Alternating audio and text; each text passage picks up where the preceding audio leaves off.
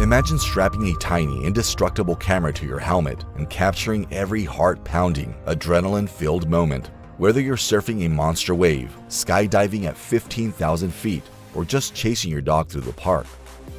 That's the magic GoPro brought to the world. What started as a surfer's dream turned into a billion-dollar empire, but just as quickly as it soared, it tumbled. What happened? How did GoPro go from dominating the action camera market to fighting for survival? On a surfing trip back in 2002, a young and aspirational surfer called Nick Woodman discovered he had a serious problem. Though he wanted to record his deadly waves and epic wipeouts, there was simply no way to do so while swimming. Although employing photographers with fancy DSLR cameras and large telephoto lenses would be costly, way out of reach for your typical thrill seeker, they may capture excellent photos from the shore. Nick dreamed of enabling anyone, especially adrenaline junkies like himself, to get professional quality action photographs without breaking the budget. Viewers would be riding that wave, flying across the air, or tumbling down a snow-covered mountain at breakneck speeds as he sought film that put you exactly in the heart of the activity. And thus the concept of GoPro emerged.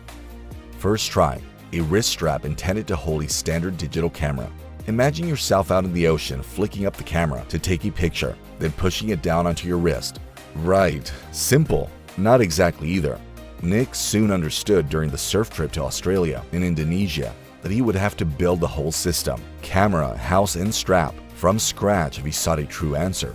Driven by the will of a man who truly wanted to capture himself surfing, he started work.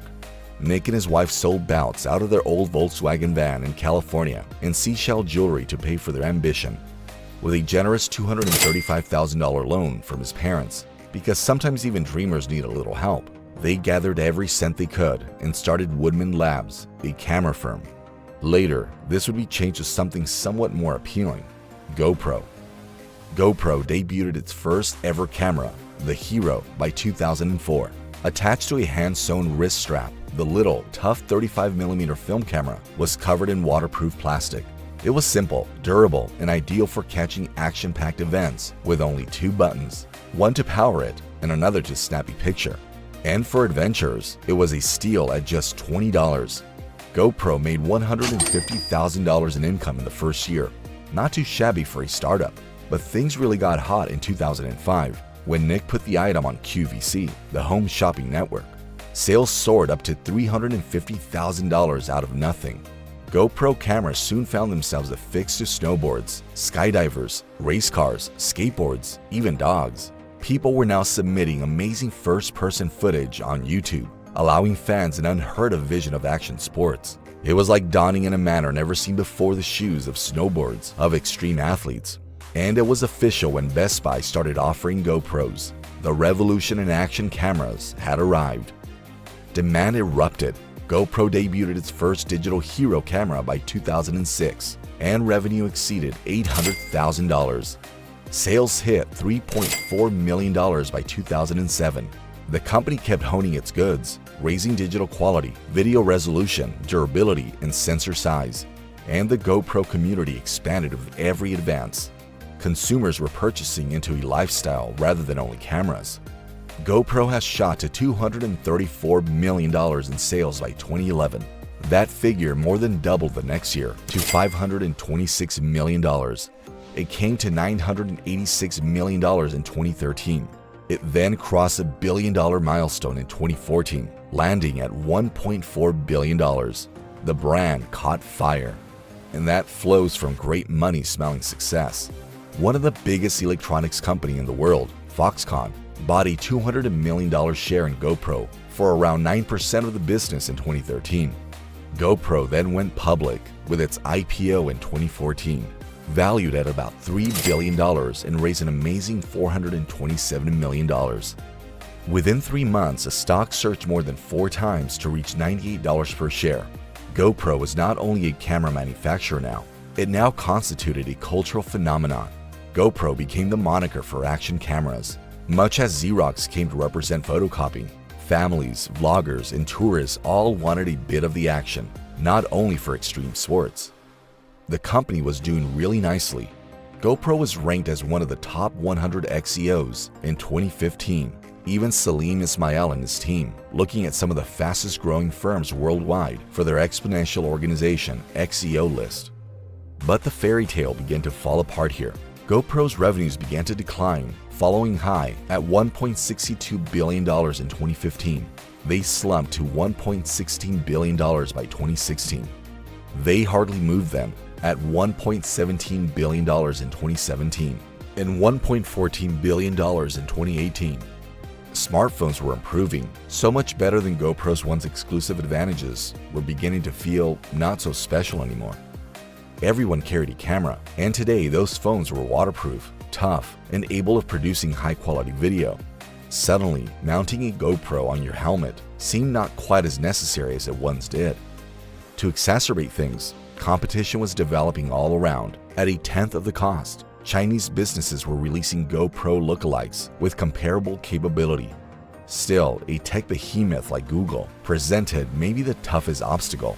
Google debuted Clips, a wearable camera driven by artificial intelligence, for $249 in 2017. Google's little camera could be attached onto anything, your blouse, a stroller, or anything else it might hold on for dear life, while GoPro needed mounts and setups. And since artificial intelligence auto-captures events, consumers were spared ever pressing record. Compare that to GoPro's lineup, which began at about $400, and suddenly the rivalry was looking intense. GoPro also failed itself with regard to its pricing approach. The business used to release cameras at a premium price, then cut prices almost half in a few weeks. Those who had recently paid full price for a new GoPro were not particularly happy, and prospective purchasers stopped, considering maybe I should just wait a month and get it cheaper. This irregular pricing simply caused uncertainty and irritation rather than increasing purchases. There then arose a branding issue. GoPro has developed its business on the backs of extreme sportsmen, surfers, snowboarders, skydivers, daredevils jumping off cliffs for fun. That was fantastic when GoPro was a specialty good, but by the time the business grew, its primary consumers were regular people, vacationers, hikers, even parents seeking to watch their children's soccer games, not elite players. Still promoting to the Red Bull-fueled adrenaline addicts, the corporation made the typical Joe ponder, "Is this even for me?" Other camera companies rushed in to provide simpler, more mainstream-friendly substitutes at the same time. GoPro came to see it required a fresh strategy. The business decided to develop from a camera brand into something more, something media-driven. It revealed intentions to develop from a hardware company into a full-fledged media empire late in 2014. GoPro users were already uploading wild stunts, base leaps, and shark dives that accumulated millions of views online. That seemed logical. Red Bull had started an Apple TV channel, as Netflix and Amazon were delving into original material. Not GoPro, then? GoPro took several audacious steps to help this vision come true. It signed a contract with Virgin America for in-flight entertainment, started an Xbox Live channel, and transformed its website into a media hub, including the greatest GoPro footage from all around the globe. To spearhead the effort, the business also brought some major hitters, including former Skype CEO Tony Bates, Hulu Originals executive Charlotte Koch, and HBO Sports veteran Bill McCullough. The concept was simple: produce and license top-notch GoPro material and turn viral videos into a real-world entertainment company. It seemed hopeful at first. GoPro created over 30 TV shows and even experimented with starting their own streaming platform. Here's where things went off course, though. Manufacturing expenses went wild. From $10,000 for each video shoot, what grew to be $100,000. GoPro refused to cut corners. It wanted to play in the top leagues and was not only aiming to produce amazing material. Sadly, the big leagues are expensive, and the return was not very clear. The division dedicated to media turned into a financial black hole. Most of the shows never made it out of production, and the streaming platform never saw activity. GoPro's primary camera business was still faltering at the same time, and the firm made the difficult choice to close the media segment in November 2016, without a clear road to make the division viable. GoPro was not the only tech company losing significant bets on media.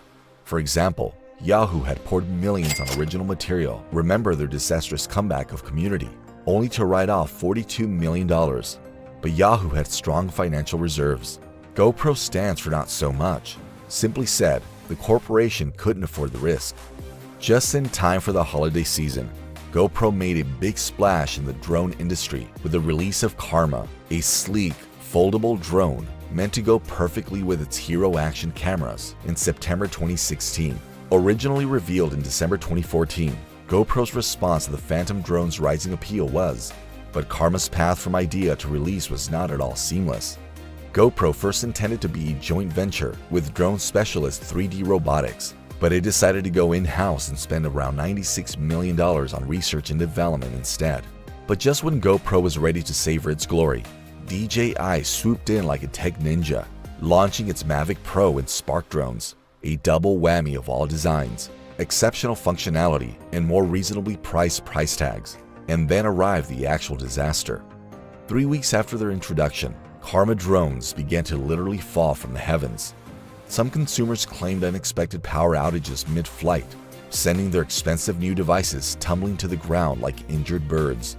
GoPro has no choice except to call for a total recall, pulling Karma off the shelves. Damage was done, even when the drone returned in February 2017. Inside GoPro's headquarters, meanwhile, things were also growing convoluted. The corporate culture suffered as well. GoPro had a custom of vibrant and friendly quarterly all-hands meeting known as Hangs in the early days. But as the business expanded, these meetings became more business-oriented and evolved into monthly updates in which Nick Woodman and other executives spoke to staff members, most of whom viewed remotely. The thrill and sense of community began to wane. Ironically, Nick Woodman, the same man who had hurried his way to GoPro's explosive ascent, might have also been a bottleneck in its collapse. Early in the 2000s, Nick was a tenacious businessman, selling shell necklaces from his former Volkswagen vehicle to help pay for his photographic aspirations. He remained up late every night phoning Chinese factories to refine his creation and personally sewed and tested several wrist straps. But fast forward to 2014, following GoPro's spectacular IPO, and Nick's way of life had changed very dramatically. Rising to $3 billion, his net worth made him the highest paid CEO in America. He lavished money on a 180-foot boat, a Gulfstream G5 jet, opulent houses in Montana and Hawaii, and an array of antique sports cars. In many respects, the business started to reflect the opulent lifestyle of its founder. As Nick himself acknowledged in a 2018 interview with Inc. magazine, "We went from being thrifty and scrappy and efficient and crazily innovative to being bloated and, what's the opposite of thrifty? It was destroying all we had created." He also considered the perils of arrogance. You can be seduced into believing that everything is simpler than it is when things are running well. You cannot go run quarterback just because you're a World Series winning pitcher. GoPro chose in 2018 to return to basics, creating action cameras and doing it effectively following IPO. The corporation refocused on its main business rather than following flimsy new projects. GoPro also turned significantly toward a direct-to-consumer DTC strategy at the same time, therefore lessening its dependence on conventional retail outlets. Retail originally accounted for about 90% of its sales, but today it makes only 60%. DTC sales have risen to 40%. This change also brought profit margins from the low 30% range to about 40% higher. GoPro also relaunched GoPro Plus, its subscription program, in another calculated action. This provided major benefits, not only another membership scheme, discounts on cameras and accessories, free camera replacements, unlimited cloud storage, top editing tools, and even a private streaming platform let customers share their adventures. It was a clever approach to provide consistent income and boost client loyalty at once. GoPro isn't the relentless force it once was today, but it has found stability in concentrating on what it does best, building world-class action cameras for thrill seekers and regular users both. Though it may never recover the exponential expansion of its early years, GoPro has shown one great shot at a time, that it knows how to adapt, evolve, and keep catching the action. While the company has faced its fair share of challenges, it's still innovating, adapting, and working to stay relevant in a world dominated by smartphones. Will it make a legendary comeback, or is it destined to be a cautionary tale for future tech startups? What do you think? Does GoPro still have a place in the market? Drop your thoughts in the comments and let's discuss. And if you enjoyed this breakdown, don't forget to like, share, and subscribe for more deep dives into the biggest business rises and falls.